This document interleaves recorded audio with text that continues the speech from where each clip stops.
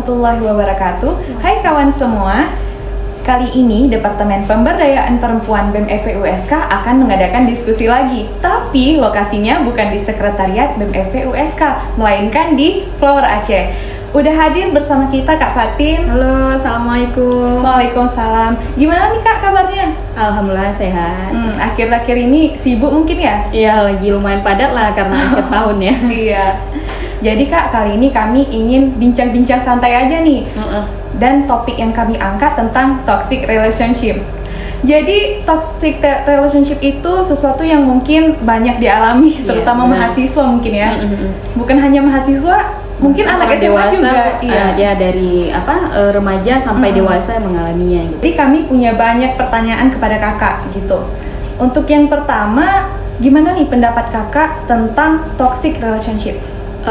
Toxic relationship itu kalau kita artikan dengan bahasa kita itu kan berarti hubungan yang beracun gitu, yang apa ya, dampaknya buruk gitu. Itu adalah suatu hubungan di mana tidak adanya keseimbangan gitu. Jadi ada satu orang itu yang merasa direndahkan, ada satu orang yang merasa hidupnya diatur gitu oleh orang lain gitu.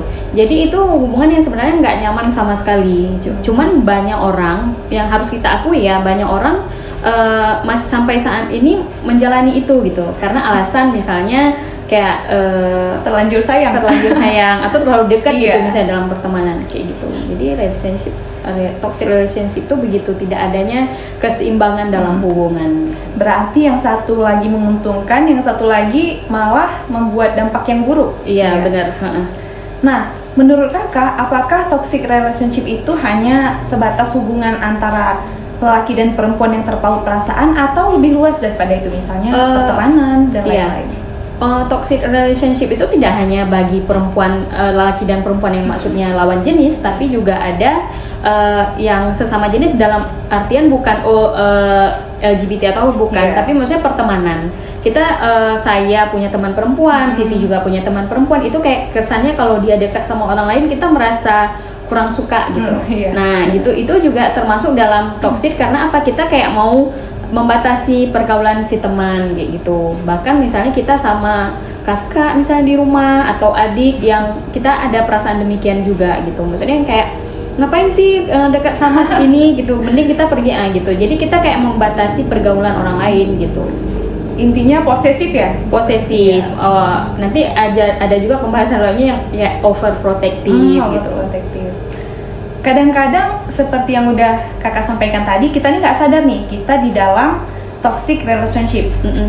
Seberapa pentingnya dan bagaimana cara kita untuk sadar kalau kita tuh sedang sama orang yang toxic gitu atau sedang berada dalam toxic relationship? Kita bisa merasakan gitu ya. Ini itu pentingnya di situ menggunakan logika gitu. Kadang-kadang kan kita jadi lupa gitu ya. Maksudnya pentingnya di situ untuk menyadari sadar memakai akal sehat kita bahwa ini arahnya udah mulai kemana nih. Tapi seringnya kita nih ambil contohnya laki-laki dan perempuan aja biar lebih mudah dipahami gitu ya. Jadi udah mulai misalnya sita handphone, ini harus cek-cek atau segala macam. Padahal banyak juga orang yang merasa ngecek handphone tuh nggak penting kayak gitu. Maksudnya ngapain sih kayak gitu kan? Bahkan misalnya saya pribadi misalnya tuh kayak handphone sendiri aja malas ngecek gitu. Ngapain kita cek-cek pesan orang gitu? Kemudian dibatasinya pergaulan kayak gitu. Nggak boleh kawan sama si ini, nggak boleh kawan sama si itu kan?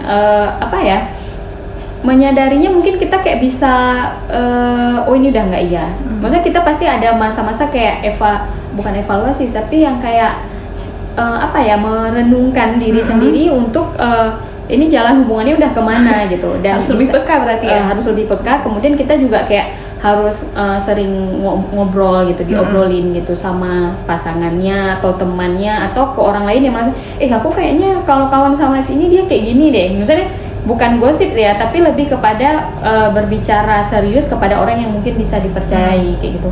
Kalau dibilang harus ngomong sama yang profesional, mungkin itu udah terlalu misalnya kayak jumpain psikolog itu terlalu over gitu ya. Tapi untuk hubungan pertemanan atau masih yang lingkup pacaran kayaknya masih bisa dibicarakan dengan pasangannya sendiri atau dengan teman yang bisa sahabat lah gitu. Bisa dipercaya. Jadi lebih dari sekedar overprotective misalnya, terlalu posesif, ciri-ciri lain orang-orang yang toksik itu gimana ya Kak? ciri-ciri si pelakunya gitu ya. Dia itu mungkin akhir dari semua kayak posesif, overprotective, dia itu juga akan lari ujung-ujungnya nanti ke kekerasan kayak gitu, baik secara fisik ataupun psikis. Tapi kebanyakan yang akan terjadi itu fisik gitu, dan dampaknya nanti ke psikis gitu. Misalnya kayak mungkin enggak langsung yang ditonjok atau apa, enggak, tapi kayak membanting barang-barang tertentu gitu, atau membentak segala macam kayak gitulah. Itu larinya pasti ke sana, ujung-ujung dari toxic relationship gitu. Begitu. Tapi ini kan keluar dari tentang laki-laki dan perempuan ya. Misalnya toxic relationship-nya itu antara pertemanan. Kadang-kadang kita tuh takut untuk negur karena perasaan gak enakan gitu kan. Tapi kalau nggak kita tegur, kitanya nggak nyaman gitu. Itu kalau dalam kasus ini mungkin bisa melibatkan orang ketiga. Maksudnya melibatkan orang ketiga yang bisa menyampaikan gitu. Karena kan persoalan ini harus disampaikan. Kalau enggak, maksudnya pilihan lainnya kita kayak menghindari dia. Cuman itu kayak kita nyampain aja langsung nggak enak, apalagi kita hindarin, pasti dia akan nyari terus gitu kan. Jadi melibatkan orang ketiga, seperti yang Kak Fatin bilang tadi, kayak misalnya Kak Fatin kawan sama Siti. Jadi Kak Fatin yang yang posesifin Siti, nggak boleh ini, nggak boleh itu. Siti minta temen yang lain untuk ngomong, misalnya tolong dong ini aku kurang ini gitu, diobrolin aja kayak gitu. Jadi kawan yang lain tuh juga menyampaikan, mungkin si pelaku juga nggak menyadari apa yang dia lakukan kayak gitu. Jadi ketika ada orang lain bilang, oh ternyata yang Siti rasakan begitu, kalau aku begini ya gitu kan. Jadi bisa pelan-pelan mungkin ya kadarnya gitu, kadar toksiknya itu masih sedikit dan bisa diinikan gitu. Jadi melibatkan orang ketiga untuk membantu berbicara itu nggak ada masalahnya gitu.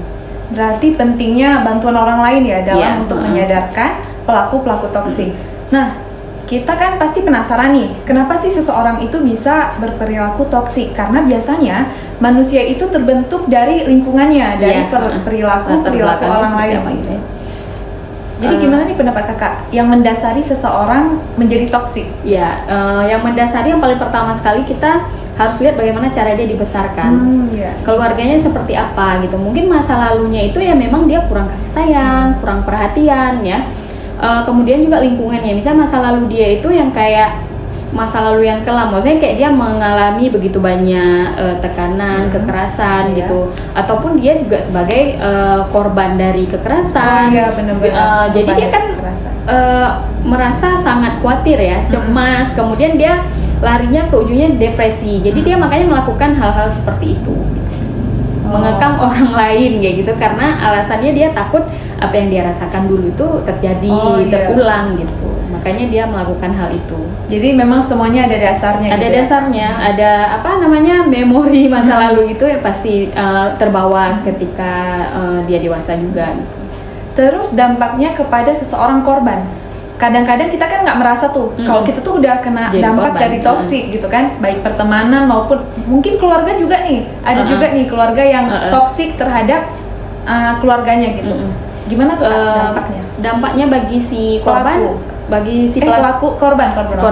Kalau bagi si korban itu dia kayak ke pergaulannya terbatas. Bukan lagi terbatas sih, kayak kehilangan pergaulan masa lalunya, kehilangan orang-orang, jadi introvert gitu. Jadi dia kayak daripada ribut, udahlah mending aku disesuaikan aja sama kemauan si pelaku gitu.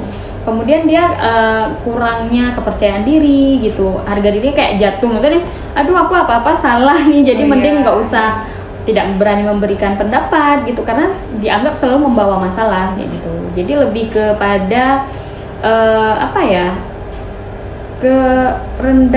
kerendah dirian si korban ini terpengaruhi oleh hubungan relationship hubungan toksik tersebut. Berarti dia merasa dirinya nggak berguna gitu? Iya, merasa dirinya tidak penting kayak gitu. Tidak ada sesuatu yang yang wah darinya, nggak ada gitu, udah nggak ada lagi gitu, nggak ada lagi kepercayaan diri gitu, nggak menghargai diri sendiri juga gitu. Berarti teman-teman memang benar-benar bahaya nih toxic relationship. Jadi kita memang betul-betul harus sadar bahwa kita sudah berada di lingkungan yang benar-benar berdampak baik untuk kita ataupun toksik ya kak. Iya.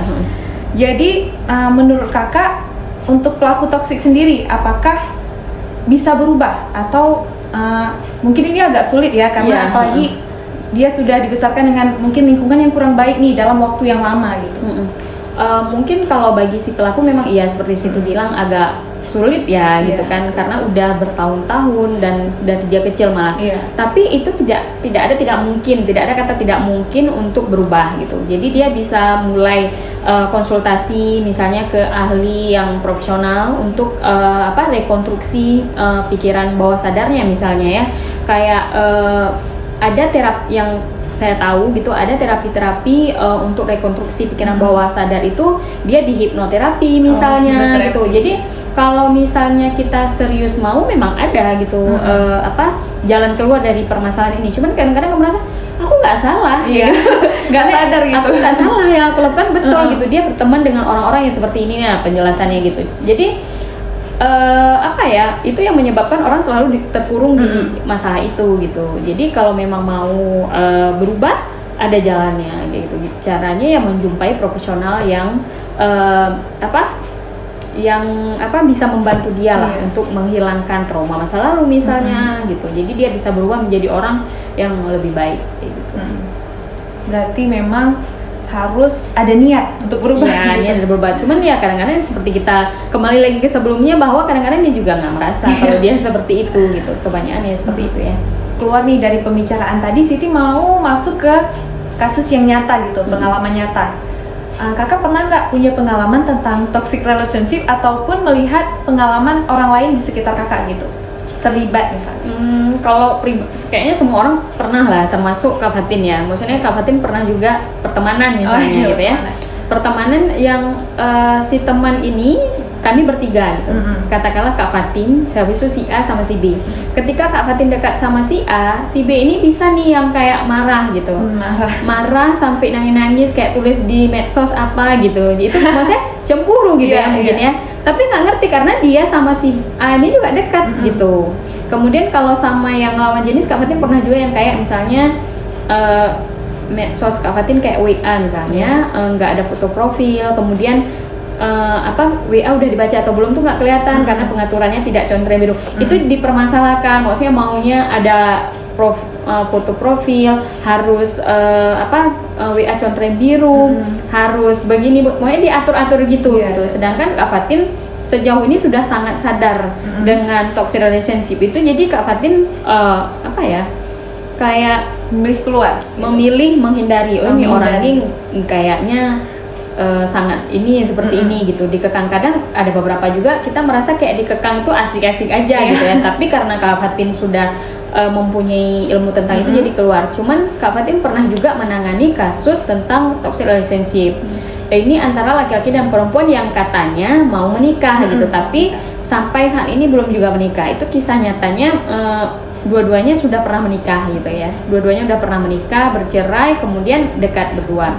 Ini di sini juga selain maksudnya juga ada pemanfaatan gitu.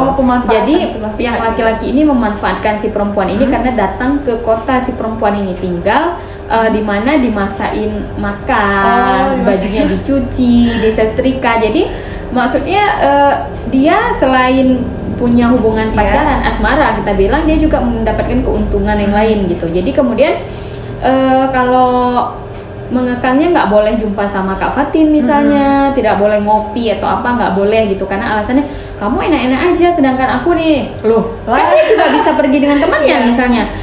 Yang kakak perempuan ini punya anak, mau pergi hari Minggu misalnya main-main kemana, itu juga dia bilang kamu enak aja pergi sama anak aku juga lah pulang kan cari jemput anaknya misalnya atau apa, pokoknya hubungannya seperti itu. Kemudian di masalah keuangan, padahal kan kalau masih saya nggak ngerti juga karena nggak ada pengalaman pacaran, tapi maksudnya masalah keuangan mungkin belum bisa seterbuka orang yang sudah menikah kalau di pacaran. Nah di keuangan ini pun yang perempuan capek kerja, yang laki-lakinya kayak mau alasannya pinjam tapi diambil begitu saja gitu kan.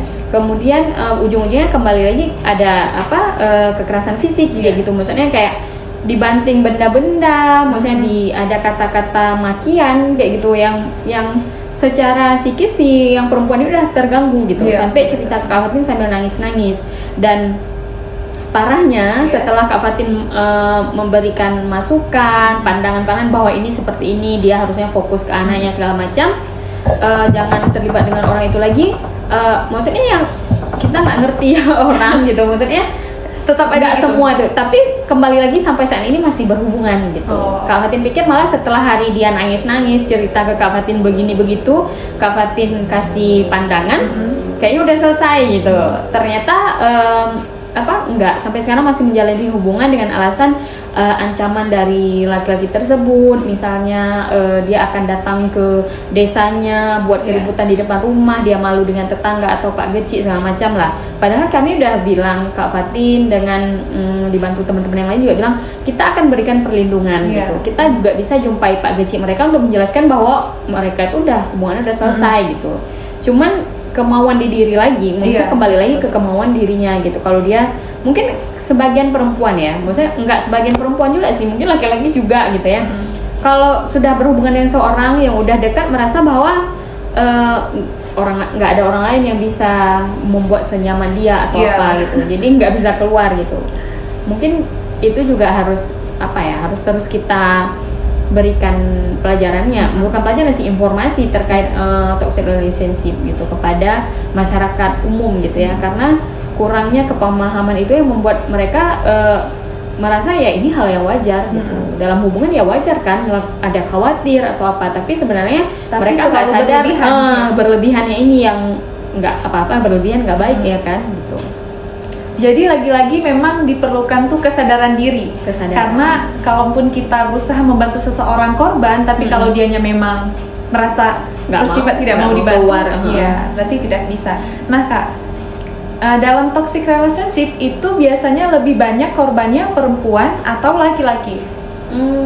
Kita bicara gender ya? Iya, kalau bicara berapa banyak kayaknya sama. Maksudnya banyak juga pelakunya perempuan gitu. Banyak juga pelakunya perempuan, misalnya hubungan kita kembali lagi kayaknya lebih mudah memberikan contoh nih hubungan laki-laki dan perempuan gitu ya.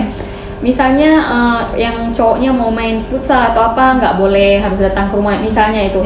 Itu banyak juga kejadian seperti itu. Jadi kalau ditanya berapa banyak pelaku, apakah lebih banyak pelaku pria atau perempuan, kayaknya sama aja gitu, karena banyak juga walaupun memang kadarnya mungkin perempuan lebih lebih minim, tapi saya mendapati juga kasus-kasus bahwa yang perempuan jauh lebih ini kok, maksudnya kayak lebih overprotective atau posesif kayak gitu. Berarti kalau ditanya jumlahnya nggak ada sih, sama aja gitu. Terus kita beralih ke toxic relationship antara memang yang ibu-ibu rumah tangga nih Kak. Antara ibu-ibu rumah tangga. Menurut Kakak itu dampaknya seberapa besar ke anak-anaknya gitu? Soalnya kan ini suatu yang mungkin harus dijadikan sorotan juga ya kan? Kalau di rumah tangga ibu-ibu untuk anaknya itu pasti berpengaruh terhadap kemandirian anaknya yang pertama, kemudian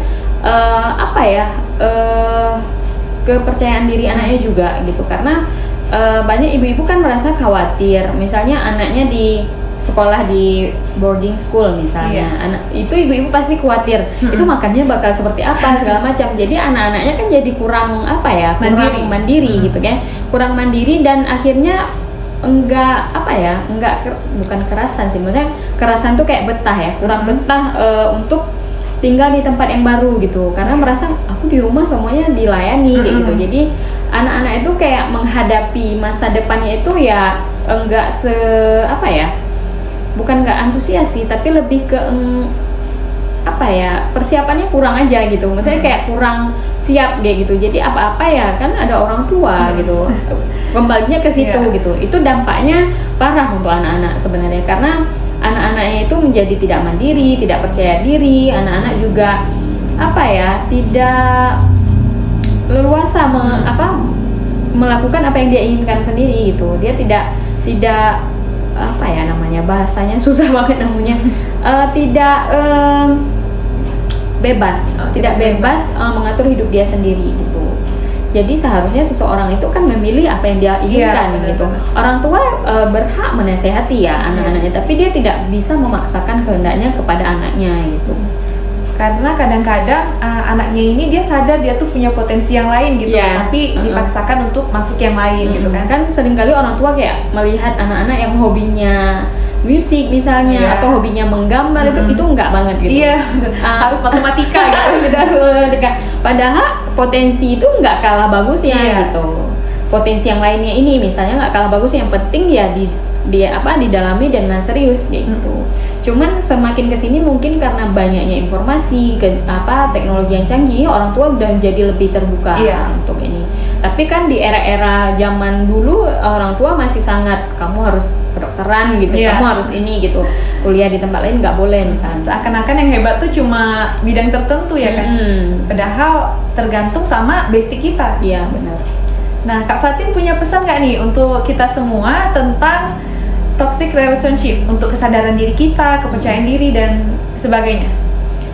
Kalau pesan dari Kak Fatin sih lebih kepada semua hal itu diomongin aja gitu kan.